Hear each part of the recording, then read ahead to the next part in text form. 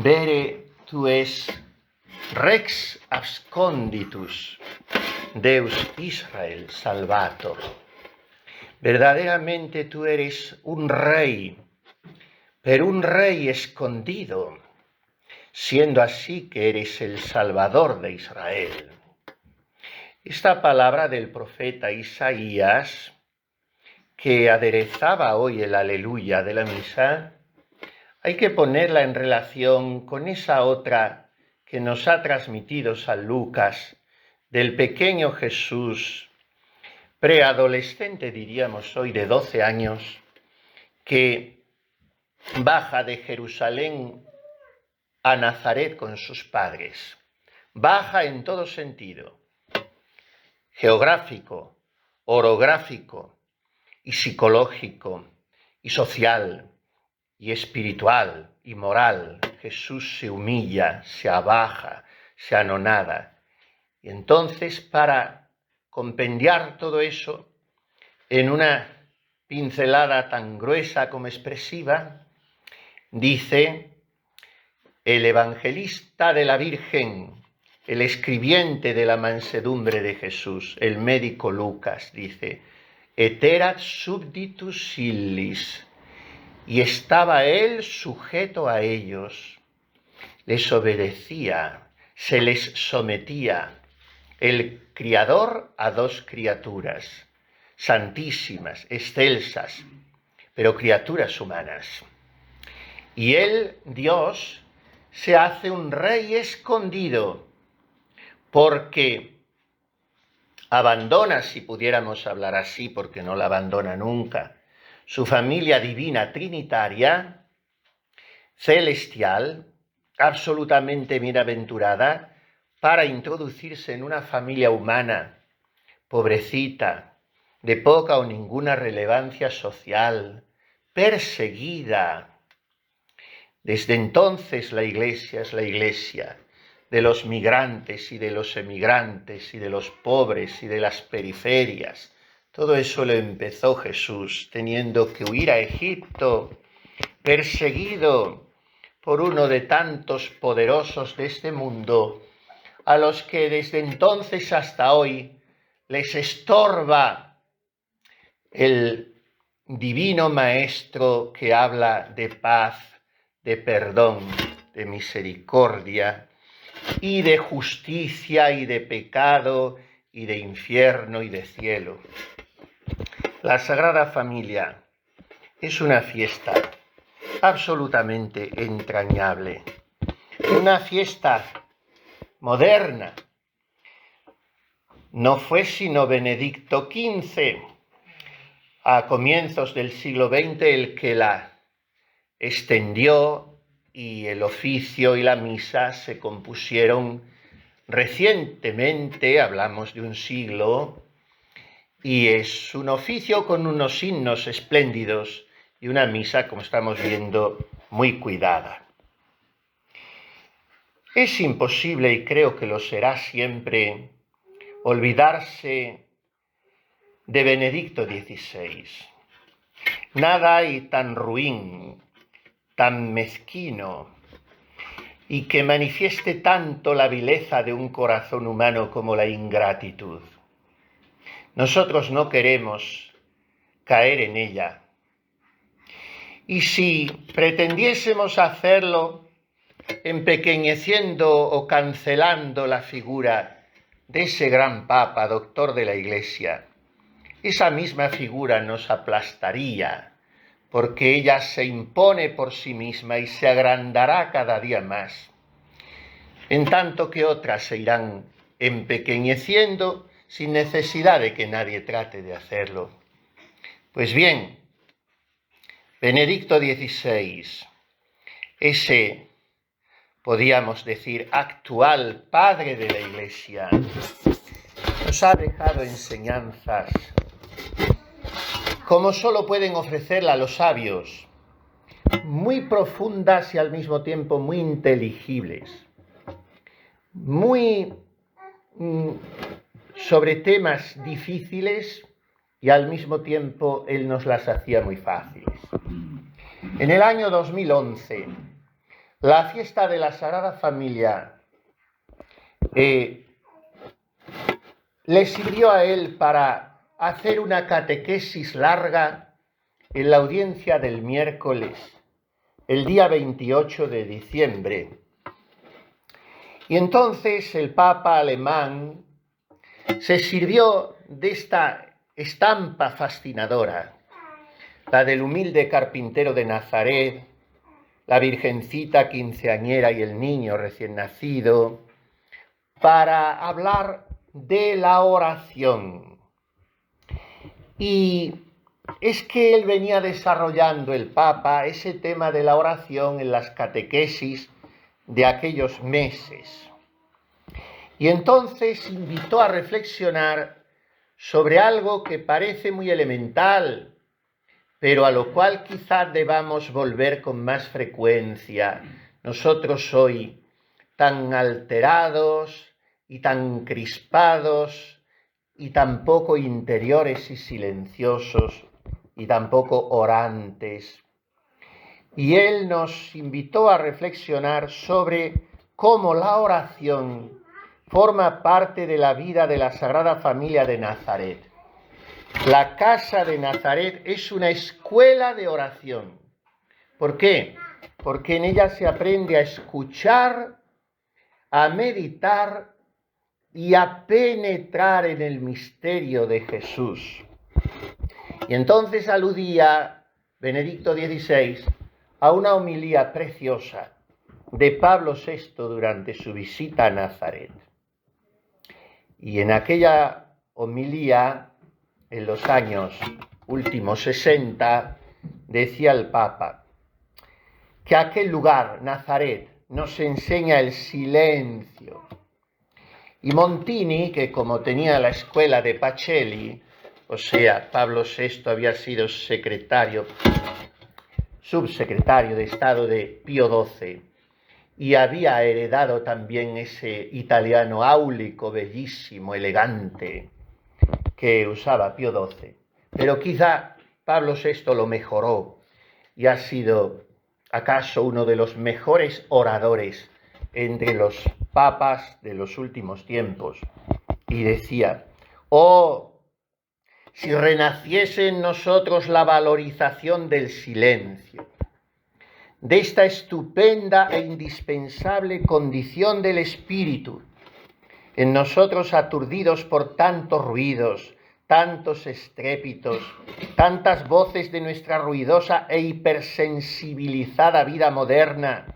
Silencio de Nazaret, enséñanos el recogimiento, la interioridad, la aptitud a prestar oídos a las secretas inspiraciones de Dios y a las palabras de los verdaderos maestros. A partir de aquí, Benedicto XVI trenza su reflexión sobre la base de diversos episodios evangélicos de la infancia de Jesús. Y añade unas frases que cuando yo las leí ayer para preparar esta homilía, me sirvieron para un largo tiempo de oración. Dice Benedicto: la contemplación de Cristo tiene en María su modelo insuperable. El rostro del Hijo le pertenece a título especial, porque se formó en su seno, tomando de ella también la naturaleza humana, la semejanza humana. Nadie se dedicó con tanta asiduidad a la contemplación de Jesús como María. La mirada de su corazón se concentra en él, ya desde el momento de la Anunciación, cuando lo concibe por obra del Espíritu Santo. En los meses sucesivos advierte poco a poco su presencia hasta el día del nacimiento, cuando sus ojos pueden mirar con ternura maternal el rostro del Hijo, mientras lo envuelve en pañales y lo acuesta en el pesebre. Los recuerdos de Jesús grabados en su mente y en su corazón marcaron cada instante de la existencia de María. Ella vive con los ojos de Cristo y conserva cada una de sus palabras. qué profundidad en las de Benedicto XVI. Digo que me impactaron particularmente estas dos frases. El rostro de Jesús pertenece a María. María vive con los ojos de Cristo. En esta pequeña asamblea hay un porcentaje no desdeñable de madres jóvenes y tienen en sus brazos hijos pequeños. Pues el rostro del hijo pertenece a la madre. La madre puede olvidarlo todo, pero de sus ojos no se borra nunca la mirada del hijo que ha llevado en sus entrañas. Y la madre vive siempre con los ojos del hijo. Lo decimos castizamente en nuestro castellano cuando queremos expresar que alguien vive enamorado, subyugado por otro. No mira más que por sus ojos, decimos coloquialmente. Pues bien, una madre no mira sino por los ojos del hijo. Y esto es lo que hace María. Por eso Benedicto XVI también recordaba en esa catequesis a Juan Pablo II cuando decía que el rosario es contemplar a Cristo con los ojos de María. Conocer el corazón de María, por tanto, es entrar en su fe, en su esperanza, en su obediencia, en su oración. Eso es conocer a María, porque la capacidad de María de vivir de la mirada de Dios, decía el Papa, es contagiosa. Y cuando miramos a María, de ella se nos pega, sigamos hablando familiarmente, se nos pega su identificación con Cristo. ¿Y a quién en primer lugar, continuaba el Papa Benedicto, contagia a María su capacidad de vivir de la mirada de Dios? El primero que se beneficia de este contagio es San José. Y de él dice cosas preciosas el Papa. Me ha gustado y me ha apenado mucho escuchar estos días algunas entrevistas muy sinceras, muy corajudas, muy dolientes, de ese hombre tan solo, tan sufriente, que ha servido con tanta fidelidad al Papa en estos últimos 20 años. Su Excelencia Monseñor Georg Ganswein, y ha concedido algunas entrevistas. Y hoy mismo ha aparecido en italiano, pronto será en español, ese libro suyo que promete ser tan interesante. Nient'altro che la verità, nada más que la verdad. Así lo titula quien ha tenido que callar tanto durante estos últimos años ante semejante cúmulo de injusticias y ataques y calumnias a ese Papa todo mansedumbre y humildad que acaba de irse al cielo.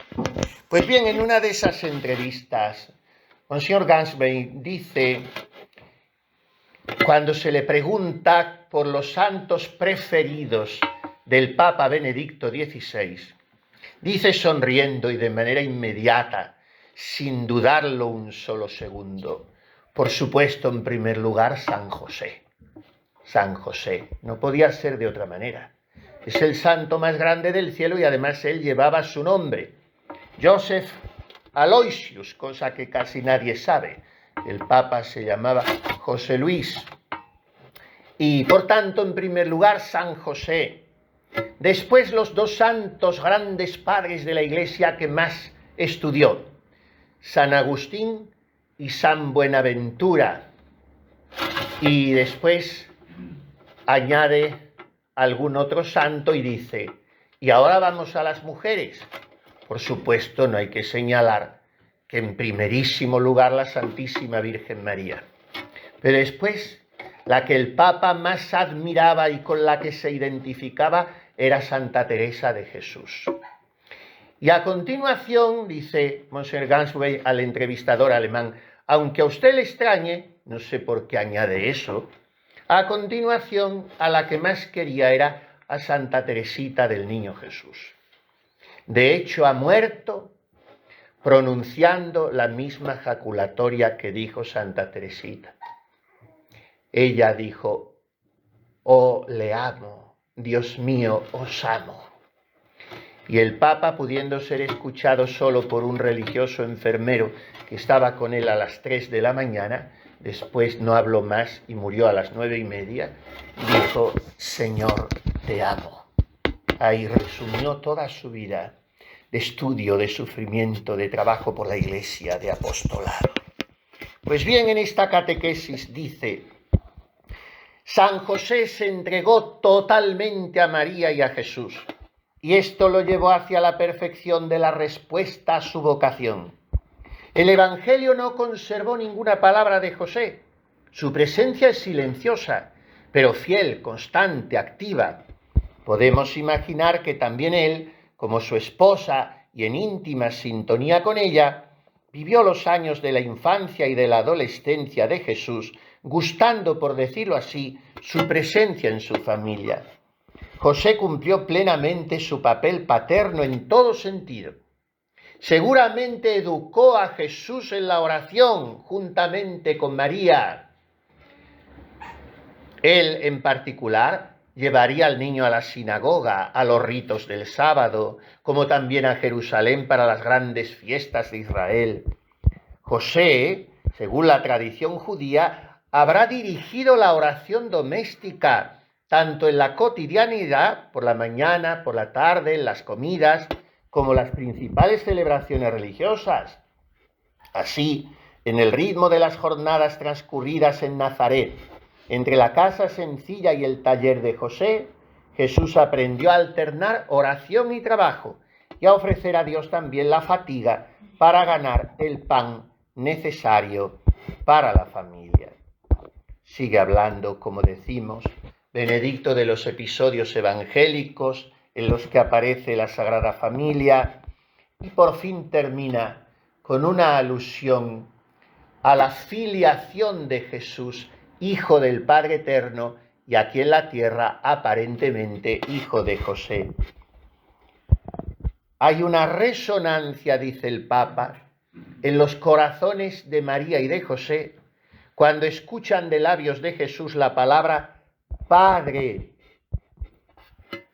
Acabamos de escucharlo en el Evangelio. Hijo, ¿por qué nos has tratado así? Mira que tu padre y yo te buscábamos angustiados. Y él responde con otro padre. ¿Por qué? ¿No sabíais que yo debo estar en la casa y en las cosas de mi padre? Desde entonces podemos imaginar la vida en la Sagrada Familia más colmada todavía de un clima de oración. Porque del corazón de Jesús niño, y después adolescente y joven, no cesa de difundirse y reflejarse en los corazones de María y de José este sentido profundo de relación con Dios Padre. Por tanto, la familia de Nazaret es el primer modelo de la Iglesia, donde en torno a la presencia de Jesús todos viven la relación filial con Dios Padre, y esa relación con el Padre del cielo, dice el Papa, transforma también las relaciones interpersonales y humanas. Y a continuación añade, y con eso termina, una exhortación para que en la familia, como hacen estos padres con sus hijos, en la familia los niños desde la más temprana edad aprendan a percibir el sentido de Dios gracias a la enseñanza y al ejemplo de sus padres. Una educación auténticamente cristiana no puede prescindir de la experiencia de la oración. Todos tenemos en la memoria muy reciente ese testamento bellísimo de Benedicto XVI. Una buena parte de él, muy extensa, lo dedica un anciano de 90 y tantos años a dar gracias. ¿Cómo revive esto?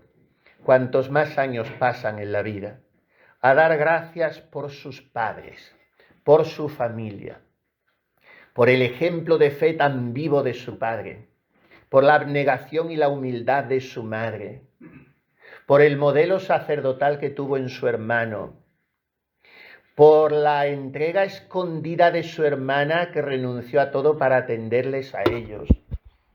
Y para él su patria volvía a ser su infancia, de pureza, de sencillez, de oración, de clima sobrenatural. Por eso podía decir, como dijo en esta catequesis, si no se aprende a rezar en la familia, luego será difícil colmar ese vacío. Por tanto, quiero dirigiros la invitación a redescubrir la belleza de rezar juntos como familia en la escuela de la Sagrada Familia de Nazaret. Todo esto dijo el Papa en aquella catequesis que he querido compartir un poco hoy con ustedes, puesto que, aunque haya niños tan pequeños, ellos y las estrategias que saben hacer sus padres para conseguirlo, ellos con su silencio y su saber estar, pues me propician que yo me alargue un poquito más en la homilía, pero es que el día de hoy también me resultaba más expresivo en mi vivencia sacerdotal contemplando estas familias. Primero la familia religiosa de una comunidad adorante que vive y desgrana sus días en torno a Jesús. Una comunidad religiosa debe ser una familia, donde se diga muchas veces gracias, perdón, se sirvan unas a otras, se sonrían, se acepten. Y una familia fundada en el matrimonio, pues es una expresión, cómo no, de la Sagrada Familia de Nazaret. Debe serlo. Que el Señor siga bendiciendo vuestras familias. La familia religiosa, eucarística de estas hermanas y las familias que componéis o compondréis un día, en cualquiera de los dos sentidos, familia religiosa o familia matrimonial, los que estáis aquí. Y que a todos nos conceda el corazón de Jesús y la intercesión de María y José, poder morir un día tan santamente como ha muerto este que es para nosotros maestro de la fe, Benedicto XVI. Poder morir diciendo como él, Señor, te amo, o como nos han enseñado nuestros abuelos, Jesús, José y María, os doy el corazón y el alma mía. Jesús, José y María, asistidme en mi última agonía. Jesús, José y María, con vos descanse en paz el alma mía. Así sea.